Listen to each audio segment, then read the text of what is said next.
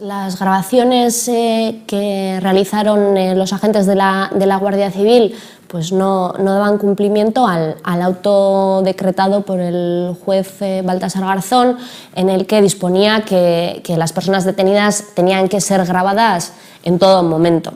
Aún así, nosotras entendemos que sí nos ofrece una información muy importante y una información objetiva que no se puede obviar, ¿no? Que es que hay un montón de salidas y entradas de las celdas que no tienen ningún tipo de justificación o no están recogidas en el procedimiento como diligencias realizadas por las personas detenidas. Nosotras lo que realizamos fue analizamos cuáles eran las diligencias que se realizaron mientras las personas detenidas se encontraban en dependencias policiales, cuáles son las diligencias que constan en el atestado, es decir, que son pues la notificación del auto de incomunicación, la notificación de la prórroga del auto de incomunicación, la notificación de que a las personas detenidas de que estaban siendo grabadas y que había cámaras en las dependencias policiales, los reconocimientos forenses que teóricamente tenían que realizarse cada 8 horas y las declaraciones policiales. Esas 5 diligencias constan en el procedimiento a qué hora y qué día se realizan. Entonces, viendo a qué hora y qué día se realizaron esas diligencias, después analizamos, tras el visionado del vídeo, cuántas salidas y entradas se producían y cuáles coincidían y cuáles no con esas diligencias que constaban en el atestado. Y constatamos un hecho claro y objetivo, y es que hay un montón de salidas y entradas de todas las personas detenidas que no constan en el atestado, que no están documentadas en el atestado y que no son, por tanto, para realizar este tipo de diligencias, ¿no?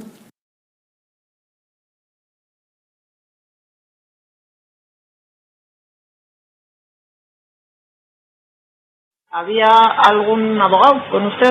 No. ¿El médico forense estaba allí? No. ¿Esas salidas y entradas eran frecuentes? Sí, bastante. Constatar además que estas salidas y entradas se dan con mayor asiduidad o incluso en algunos casos son por periodos más largos en las horas anteriores a las declaraciones policiales. Es decir, nosotros podemos observar cómo una persona detenida presta una declaración policial con letrado de oficio y demás a la 1 de la mañana y vemos cómo las 12 horas anteriores a prestar esa declaración policial tiene, por ejemplo, pues 3 entradas y salidas del calabozo por periodos pues de 15, 20 minutos, media hora o incluso salidas de 1 hora que, como decíamos, no coinciden con ninguna de las diligencias que constan en el atestado, ¿no? Entonces, en la vista oral se interrogó a los guardias civiles responsables de este operativo acerca de los motivos de estas salidas y entradas, ¿no?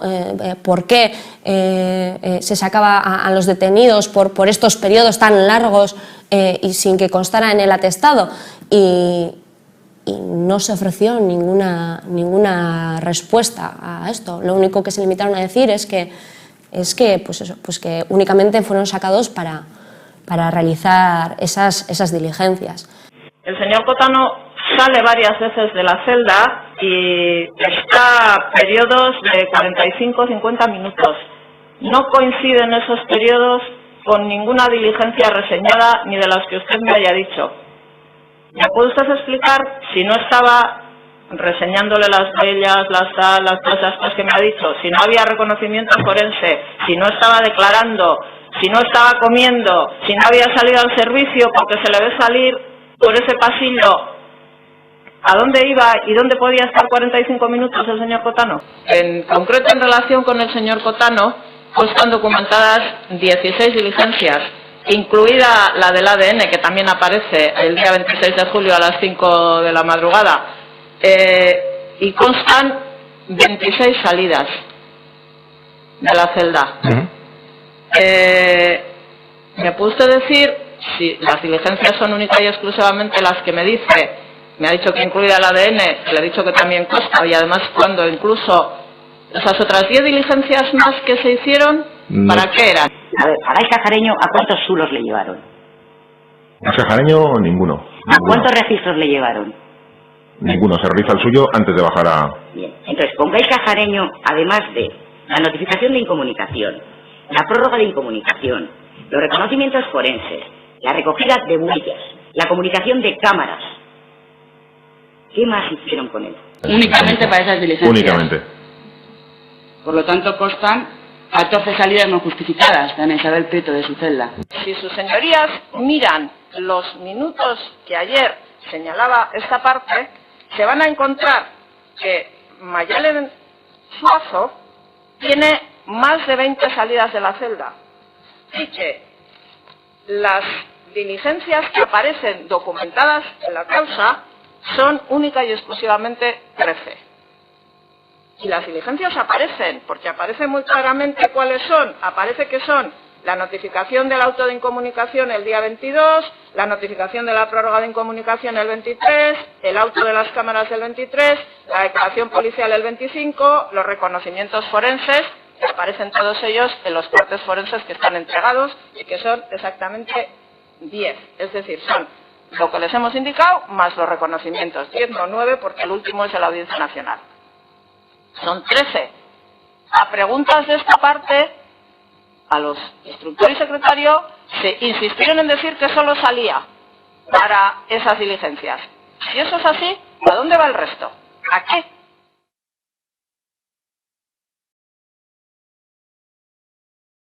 El estar 120 horas en manos de ellos sin ver nada, o sea, estar a oscuras. En el momento que entraban al calabozo para cualquier cosa, yo tenía que estar contra la pared, manos arriba y de espaldas a ellos. En ese momento me ponían un antifaz, me sacaban, y yo, el no ver nada durante ese periodo de incomunicación, pues es algo que recuerdo, o sea, que tengo un recuerdo así un poco amargo.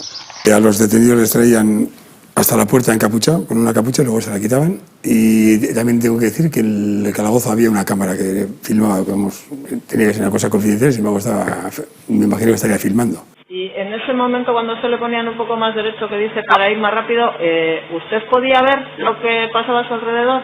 No, porque justamente en ese momento en el que me ponía un poco más recto, me ponían un antifaz. No veía nada porque me ponía un antifaz. Yo no veo en ese momento nada porque llevo el antifaz. La utilización de antifaces, capuchas o vendas en los ojos de la persona detenida es un maltrato que busca la deprivación sensorial de esta persona detenida. Esto quiere decir que la persona no tenga absolutamente ninguna referencia externa, que no sepa pues qué gente le está rodeando y con qué actitud están.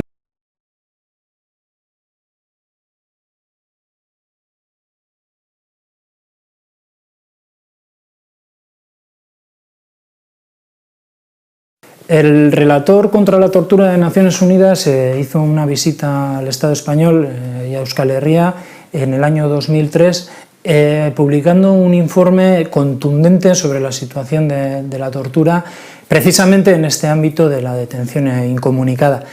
Y venía a señalar un elemento que yo creo que es fundamental a la hora de razonar por qué se utiliza este tipo de capuchas o de antifaces con las personas detenidas. Y él venía a denunciar que era un método que impedía que la persona que ha sufrido algún tipo de maltrato de tortura pudiera reconocer al torturador o a la persona pues, que le había generado ese tipo de tratamiento, ¿no?